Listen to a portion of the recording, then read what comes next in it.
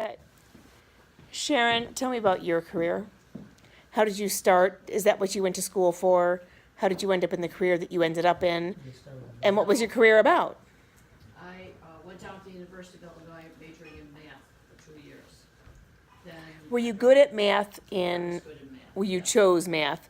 So that, was that unusual as a woman at that time period? Probably, yeah. Did you realize it, or? Yeah. I just liked math. Nope. And, I was going to major in it. I think I thought maybe I'd teach it, or God knows what I thought I would do with it, but anyway, I like math. And then I dropped out. And I'll be honest with you, I was gonna drop out anyway because my parents had no more money to send me to college. So, I had my 2 years and that was great. But then I was engaged and we got married and went back to the UI. And had babies and all that. And So did you only have two kids so you had 2 years of education and then stopped yeah, and had kids? yeah, So you were not finished yet. it was not finished. Okay. And then at a certain point, we were living in Wheaton, and Jim said it's time he went back to school. And Good for you. Yes, he knew it, but I had wanted to go back to school. I wanted to finish. But at that point, I couldn't even tell you what calculus meant. Right. I just didn't. And I had done a lot of writing. I had written for the newspaper. Yeah. I wanted to major in English. So Okay. anyway, I had my choice of these various schools. I went to Wheaton College to see, because I could walk there. But the fact is, I was Catholic. And that wouldn't have been a problem, except I would have had to go to a daily chapel and minor in Bible. And I didn't want to do either of You those gotta take things. the pledge. And take a pledge. That's no drinking, no smoking, and Yep. No dancing. No dancing. no Out. dancing. No dancing. Yeah. I'm out. Out. That Pacadilla Marlboro habit was not gonna go God, away, you so. didn't go there. And we only had one car, so in order for me to go to North Central or UIC, well, in UIC I could take the train down, but then I don't know how. Wait, how old were Or your Northern kids Illinois. when you were doing this? I needed a, How old were your kids by this point? I was 9. Yeah, I was yeah, we were all like So that. you went to school with children who were 9, 10, 10 and 12. Yeah. Correct. okay, yeah. Okay. And I thought you were younger, but anyway, it doesn't matter. Oh, no. It's a lot. You had 2 more years, right? So, yeah, I had finished 2 years. Cause it's so right before we moved Wow. from Jefferson, Holy crap. cause we were still at Jefferson I address. would go Who's still to at Jefferson? Elmhurst Yeah. College because I could walk to the train, Yep. take the train and walk to Elmhurst College. Oh my And God. that was why I went there, because we only had one car. Oh my God. And it was a good decision that I made. And I took 4 years to take 2 years of credits. And I was so proud. Yeah. And I walked across that stage Mhm. because I did very well. And I saw my kids and my parents and my husband up there because it was raining. They were up in the window and I just went, Summa cum laude. Of course. Well, I remember you did your Wow. student teaching of 8th graders when I was in 8th grade, and you started teaching high school when I started high school. right. Yeah, so Hadley, cool. Hadley Middle Junior School. High is where I did my Yeah. student teaching. Wow. And I, started Mhm. teaching it. You were at Hadley for 2 years? No, just did my Just student 1 year? teaching there. that was Okay, it. alright. And then I was very lucky to get that job at Von High. Mhm. Very lucky. And you taught English as a second language. I know that was a joy for you. Tell us about how much you enjoyed that. And the kids. You were And the talking kids. about Vietnam. Well, my experience with Vietnam was teaching Vietnamese students who had come from South Vietnam and had, they jumped in the water and swam out to ships, and I mean, they left their families behind. They had horrible stories. Once they were knew enough English to tell me, they just had horrible stories. But I really fell in love with these Vietnamese kids. I taught English as a second language, so they came mainly from Vietnam initially. That was how the program started out, because we had whatever the legal number was, 12 or something. Then you had to have a bilingual or a ESL program. It wasn't bilingual, I wasn't bilingual, but I did have Fung Wan Yuan, who was a Vietnamese lady who was born the same day that I was. She was born in Vietnam the same day I was, September 3rd, 1940. Anyway, she was the bilingual component of that, so that's how we got federal funding for that program. Anyway, and the kids came from Thailand, Poland, Colombia, Venezuela, El Salvador. I mean, they just, I don't know where they came from, but they just kept pouring into the, every week, every day practically, the door would open and some kid would come in from some other country. And it was just it was a wonderful experience for me. And I wanted my sons to meet these kids, which is why I had the Christmas party or whatever. Yeah, party that's was that I That's had. great. Yeah, because I thought they have to know that this is what I do all day, plus to meet these kids who haven't had it quite so nice, you Yeah. know? But they've done well, I Yep. would say. So anyway, I would say the highlight of my teaching was English as second What language. kids do you remember the most? I know there's a few that come to mind, right? Oh, Heen Fan and Alice Guadalquera and, oh God, I remember Twin Cow. He was my favorite, Twin Cow, well, yes. because he had a very tough story because you never really knew what he may have had to have done to get out, which is assault somebody essentially to right. escape. And he was a kind of a big, tough, Big guy, Yeah. yeah. but as sweet as could be. I remember Min Nguyen, a boy who his family was killed, basically, Mhm. and he escaped on his own, I think, and came over here. But he told me a story about how he escaped Vietnam, and it was rough, obviously. And, Sharon had a Thanksgiving party every year. Yeah. And she'd have like 80 kids from her classes. They'd all bring a dish from Right. their country. I remember a You few guys of were there. I remember a few of those dishes were a little frightening. Most was really good. I Oh, recall the egg there was one rolls. thing like I don't know what that is. I don't think I'm gonna eat. I don't know what this Tell me your gelatinous weight. stuff is, but Yeah. that was always fun. Plus, we were able to beat most of the Asian kids in ping pong, which was still very good. It was a good time. Yeah. And they enjoyed Can't eating be you some. too. Yeah. You know, they really did. I mean, it Yep. was, you know, because you were in high school at the same time. Yep. Yeah. Good. And my other best part about teaching was sponsoring the school newspaper. And that was also, it was just a completely different group of kids, very high level kids, but I enjoyed meeting them, and a number of them have gone on to be journalists, and that's been nice too. So. And then there are the other kids who were also very nice. So why did you decide to retire? Sorry. Why did you decide to retire? When you did? Because the state of Illinois, in its wisdom, put through the 5+5 retirement program. Because they wanted to get rid of high-priced, older teachers, replace them. I could be replaced with 2 new teachers, with what I was earning at that time. You know, it was real big bucks, but anyway. They could replace me with 2 right out of college kids. So, and that was across the board in Illinois. It was called the 5+5. And it was a 3-year program, and I didn't take it the first 2 years, but I took it the 3rd year. And they added 5 years of teaching and 5 years of something else. Anyway, it was a lot of, I benefited. And you did not benefit. I benefited, okay? and you did not benefit. Because of the pension situation, you mean?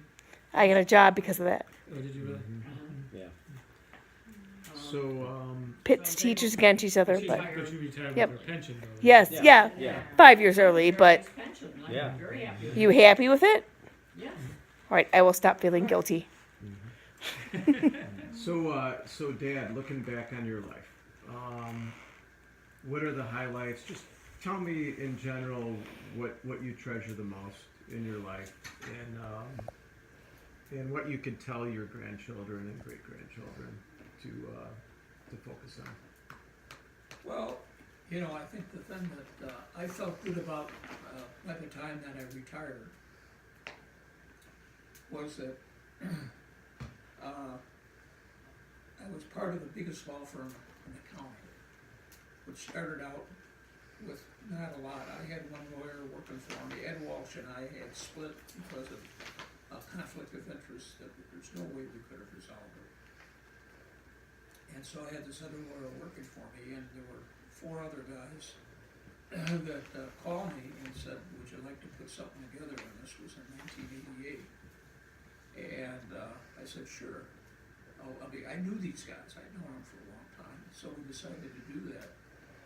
And I'm proud of the fact that the firm is, well, there's 42 lawyers in the firm now, probably 80, 85 employees all told. And we own our own building. And it turned out to be a good departure point, let's say. I had my license for over 50 years. I worked full-time for 42 years. And then about 6 years as health counsel. And I left that. And although they don't have to do it, my name's still on the door. And I really enjoyed what I did. And I think one of the things that I think was a tremendous advantage for me and for Sharon was the fact that I lived and worked in the same town. I wasn't going downtown where I'm one of tens of thousands of lawyers downtown. I started out with the most prestigious firm in Wheaton, and ultimately started a new firm that's 3 times the size of my old firm. And I was home every night for Yeah, dinner. we got to make all our little league games and practice. Lunches? And that's right, and, you know, that was not a problem. Mhm. You know, if I had work, I could bring it home, or I could go back to the office, or go in on a Saturday morning, no big deal. Mhm. And that, I think, contributed very much to our family life and our marriage. You know, I always remember a friend of mine who worked for one of the biggest law firms in Chicago, it still is. And Jenner and Block is the name of the firm, big time firm downtown. And he called me on a Sunday night at home, on a January night, it's cold outside. And he said, Jim, what are you doing? I said, what am I doing? Well, I got the fire on, I'm sitting here and I'm reading a book. This is not a law book. I said, no, it's not a law book. It's some fiction. And he said, well, let me tell you where I am. I'm down at the FM office.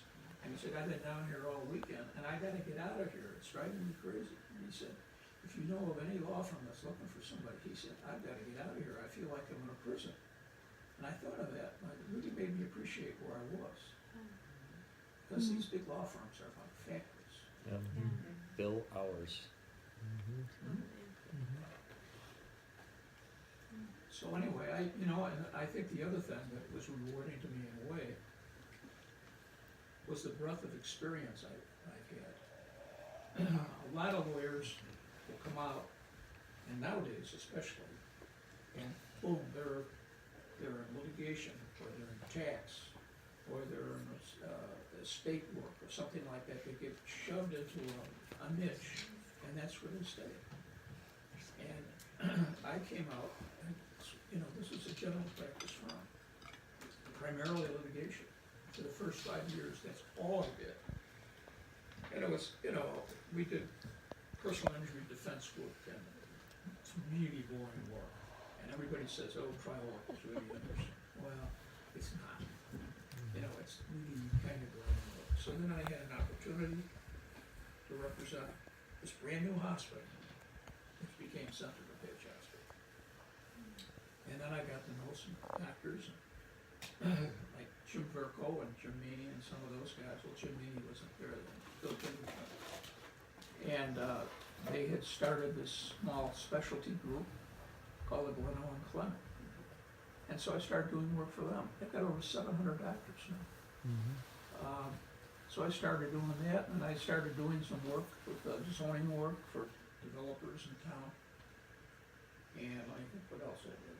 I did a lot of business, starting up businesses and so forth. And law is a lot of common sense. Sometimes it doesn't doesn't involve a deep knowledge of the law, it's just common sense. It's like your friend, Scott McKay. I don't know if he ever told you this. Oh, yeah. You changed his life. You really did. Oh, I changed his life. You helped him out. You in a helped him way, out. Yeah. He walked into You the helped him office out. with his attorney, Mhm. and he said, you know, my attorney said, we can't figure this out, we don't know what to do. So his attorney said, you know, for him to come in and talk to me about it. And it took me about 5 minutes. And boom, they were going and it worked, you know. Mhm. But that was all just common sense. Mhm. So, you've been in Wheaton for 50+ years. 55 years. Think about the change. What is the best, the worst, everything you think about the change in this town that we've all grown up in? What do you think about it? I mean, we've been through liquor being not, served, all that kind of stuff. I mean, also to Mhm. Donato was a Development, cornfield. Well, you were part of all that, Well, Donata and the liquor laws being changed. I think Wheaton's a very fine place to live, really. And I think it's gotten better now that it's loosened up the liquor stuff. It's not Wheaton College running Wheaton anymore. It's spread out a little bit more. technically, I don't think they ran Wheaton, but they had a big influence. They had a big influence. They Yeah. influenced, Their, they influenced. their parishioners had a big The influence. mindset of Wheaton College controlled their funds. But anyway, Wheaton's it was 25,000 people in there when we moved here. It's Something. 60 now? I think so. 55. 55, So, okay. All right. And it's a well-run city, and it always has been. And they're financially, in good shape. Schools are The good? schools are good. Yep. The park district, It's fantastic. Phenomenal. park district The is best. Our dynamite. district is incredible. Yeah, they're good. It The park is. district is one of the top 10% financially rated park districts in the country. And I think you guys know that your dad's a big deal in this town. We do know. I know. Police Fire Commissioner. I know you've been Planning and zoning. planning and zoning